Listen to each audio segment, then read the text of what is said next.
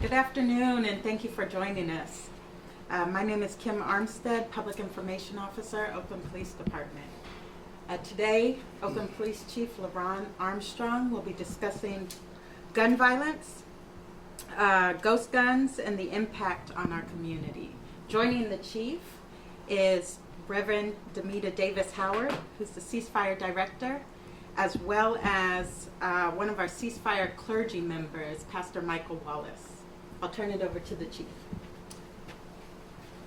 Good afternoon. First, I'd like to start by sending my condolences for the death of 15-year-old Kamila Brown. She was shot this Saturday in the 2900 block of 68th Avenue around 7:15 p.m. Unfortunately, she lost her life Sunday morning as a result of her injuries. Our heart goes out to her and her family. Anytime you lose a child, it is going to not only have an impact on the family, but also the community at large. And we as a city remain committed to protecting our children. And on Saturday, we didn't do that. We failed. And unfortunately, this young lady lost her life. We continue to follow up on leads in that investigation. And if the community has any information that they could share with us, we really would appreciate it. We know that there were a lot of people there that witnessed this event, and that information is important for us to have so that we can bring someone to justice who was responsible for this heinous crime. Ms. Brown represented the 34th homicide of the year in the city of Oakland, compared to 41 this same time last year.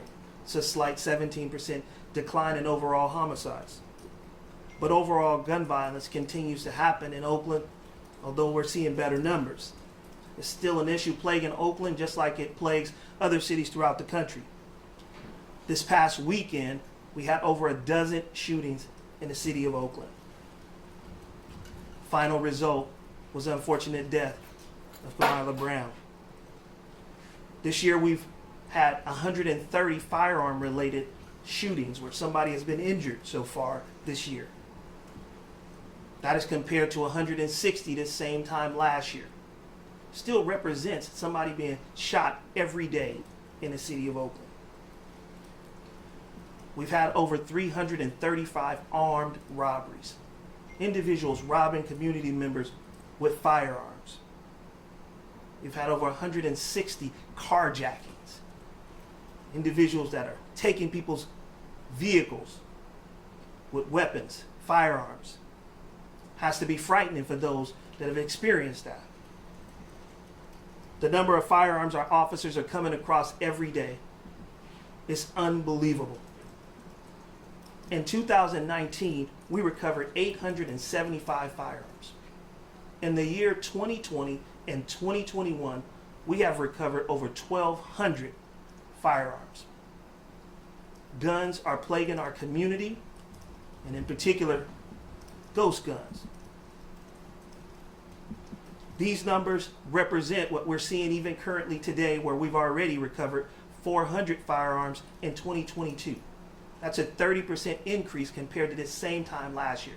So it's not getting better, it is getting worse. We are seeing people have more access to these weapons and willing to use them in our community.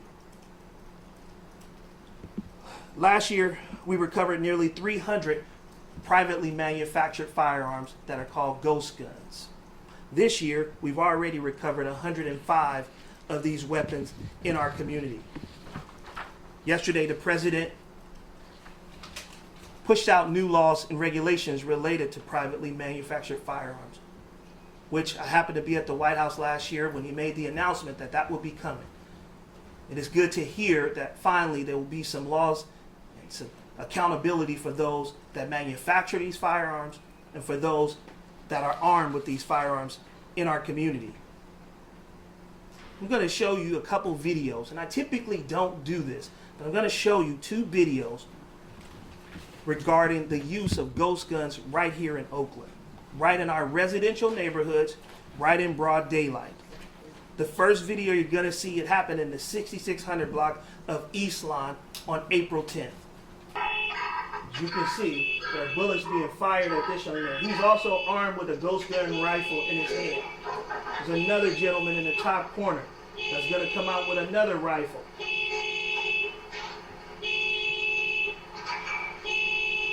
He comes out shooting another rifle. This is in broad daylight with an individual sitting inside of that car.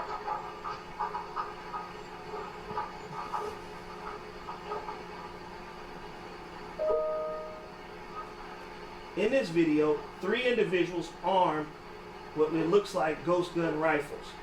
This is in broad day in our residential neighborhoods. This is what our community is experiencing every day. That's unacceptable. I'm going to show you a second video. This video happened on April 8th near the intersection of Hillside and Ritchie Street, a place that I had just attended a community meeting at Genesis Church with the pastor there discussing gun violence. If you look at the top corner, you'll see a vehicle stop. The individuals inside of the vehicle quickly exit, pull out what appears to be high-powered weapons.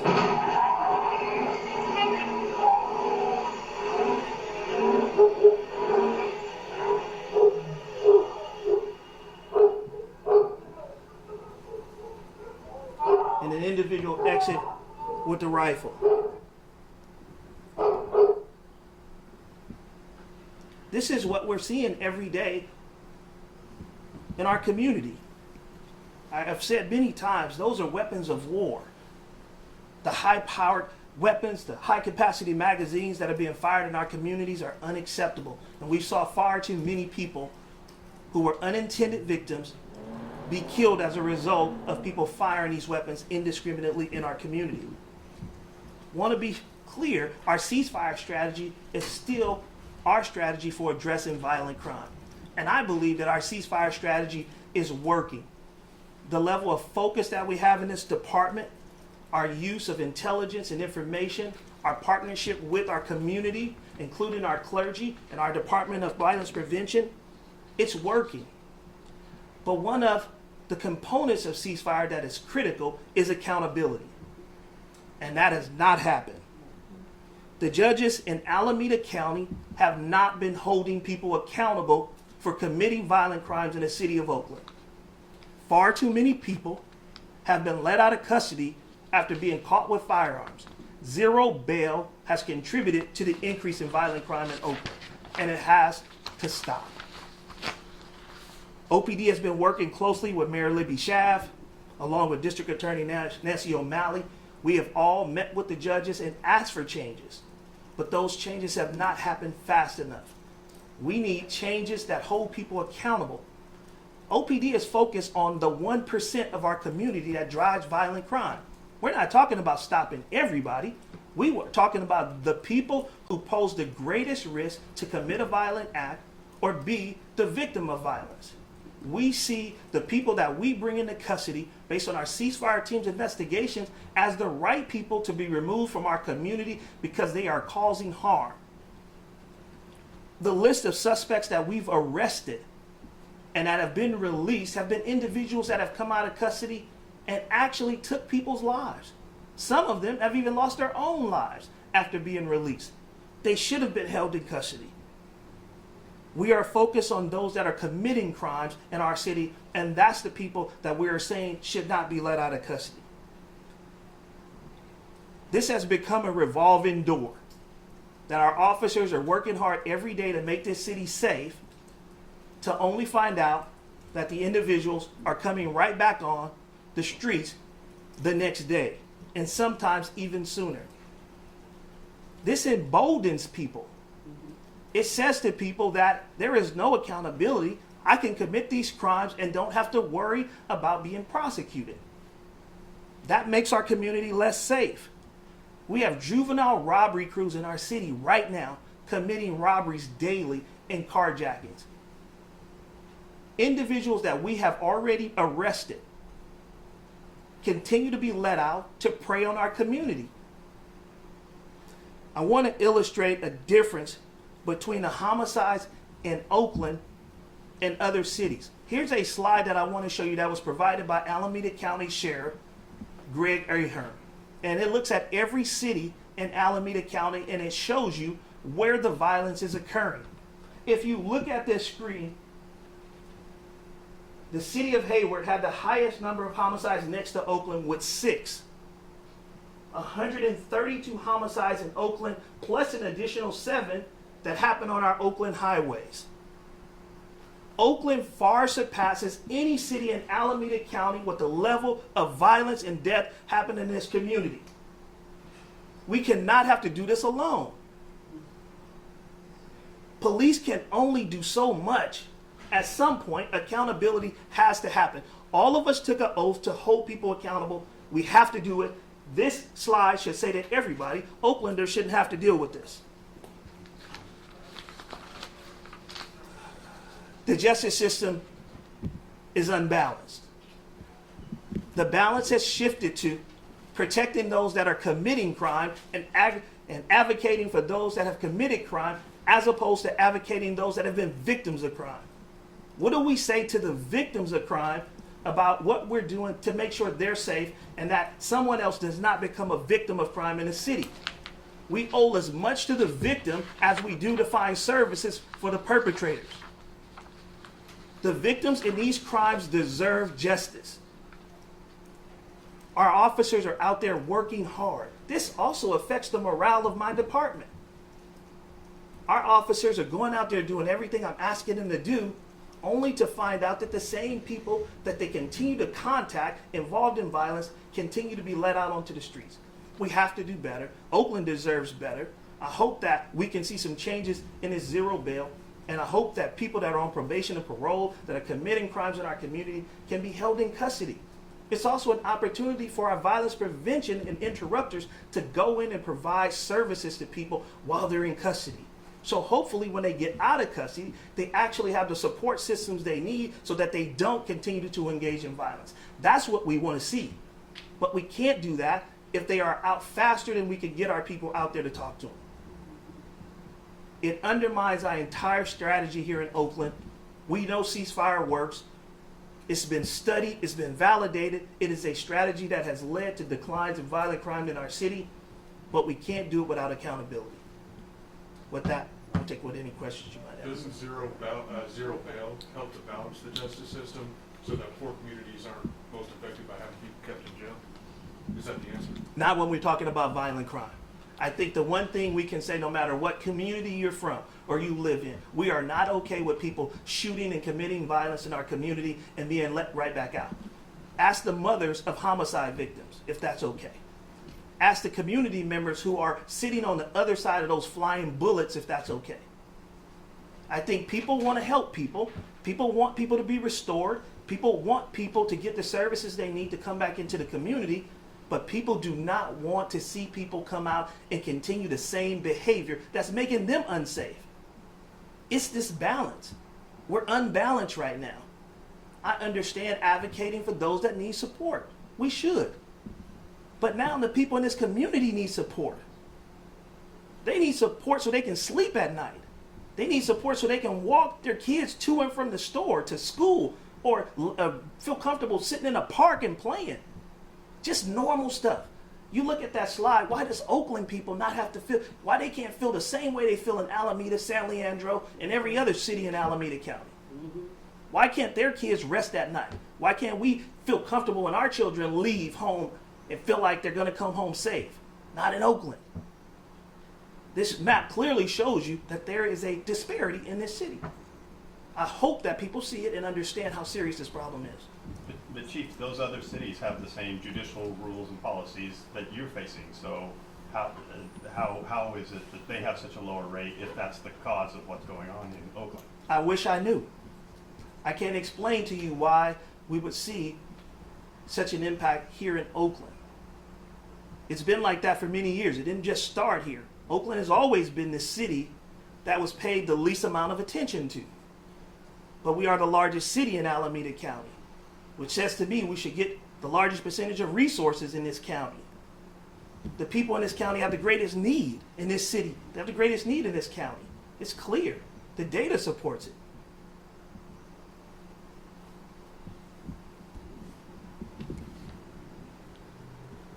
Any more questions? I have a question. So I know during the COVID deal, the county jails were letting people out. Are we back to normal with that? We are not all the way back to normal.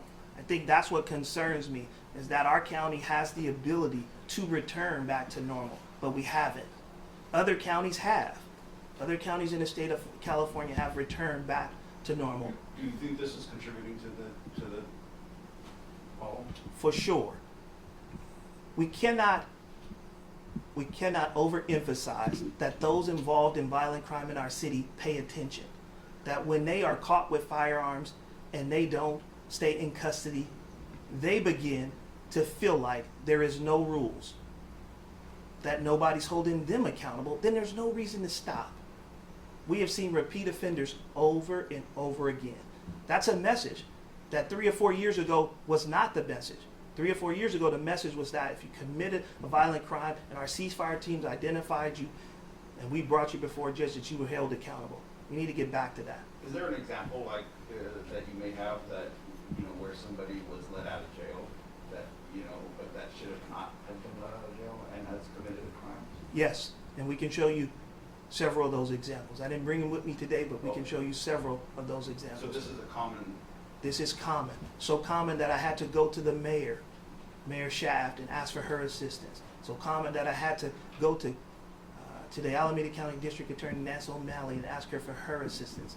This is not me just coming out and saying this to you today. This is something that I've been talking about for months, that my staff has been talking about for months. Is this message that you're talking about that's been sent to the streets, is that exclusive to Oakland? Because why does Richmond have, 2 homicides and Oakland have this many? Why, if all the same rules and same situations are in place in those other communities, why is Oakland perceive itself to be a place where this is acceptable? Well, Richmond is in Contra Costa County. It's a different county. That is. Richmond PD, way Yeah. this. But I mean, of these other communities, the same, I'm assuming the same judicial rules apply to them. Well, I think obviously Oakland faces much more violence than those other cities. We find individuals, we arrest people at a much higher rate than those other cities as well for violent crimes. And so we're going to have more people that we bring in custody for more serious crimes. The question is what is different than it was 4 years ago when we were seeing our ceasefire numbers as low as 78 homicides, 68, 70 homicides on the average? What was different? The difference was accountability. And as Reverend Demita always tells me, that the ceasefire strategy does not work if you don't have that lever of accountability that we can utilize for those that will not accept the message, those that want to continue to drive violence.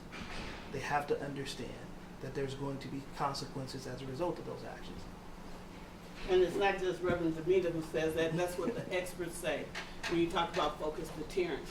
The difference is Alameda County judicial system is not. They're still doing they're still doing the old way of bail when other counties are back to pre-COVID. So when they don't do what is necessary, the city with the largest harm, our communities are the ones that are being most affected by the judge's decision here in Alameda County. So you have to think of it the other way. We may have higher rate of crime, but when the judicial system doesn't work, then our city is most impacted than these other cities here. Question. So as of April 2021, the emergency bail order does have added some additional exemptions to the zero bail that includes some firearm crime. So can you speak to maybe why we're still seeing people let out when some of these crimes are to be exempt? Well, the Alameda County obviously has a bail committee made up of judges. That bail committee makes the bail decisions for the entire county. They will make the changes that we've been talking about to our bail schedule here in Oakland. I think that's what's concerning is some of the things that were done previously that were stopped under COVID have not been brought back. The normal way of charging has not continued as of yet, and we hope that changes. When will that change? Do we know? Is there a date? we don't know. We've been waiting for a while to see some changes, but we've seen some minor changes, particularly when it comes to some gun offenses, but not all. Who makes that decision? The Alameda County Superior Court judges. Thank you.